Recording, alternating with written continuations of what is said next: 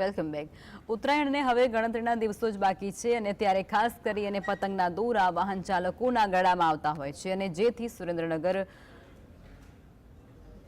સુરેન્દ્રનગરમાં વાહન ચાલકોની સુરક્ષા માટે પોલીસે ખાસ ડ્રાઈવનું આયોજન કર્યું છે. પોલીસે વાહનોમાં સેફટી ગાર્ડ લગાવવાની કામગીરી હાથ ધરી છે. ત્યારે ટ્રાફિક પોલીસે સેફટી ગાર્ડ લગાવવાની મુહિમ શરૂ કરી છે અને મકર સંક્રાંતિ સુધી આ મુહિમ શરૂ રાખવામાં આવશે. વાહન ચાલકોને ઘાતક દોરીથી નુકસાન ન પહોંચે તે પ્રકારના પ્રયાસો પોલીસ દ્વારા હાથ ધરવામાં આવ્યા છે. મકર સંક્રાંતિનો પર્વ નજીક આવી રહ્યો છે એ બદલ લોકોના ગળા ન કપાય એ માટે જિલ્લા પોલીસ અધિકારી દ્વારા જે આ રિંગનું આયોજન કરવામાં આવ્યું છે તે બહુ સારું કરવામાં આવ્યું છે. તેના બદલ જિલ્લા પોલીસનો બહુ આભાર છે.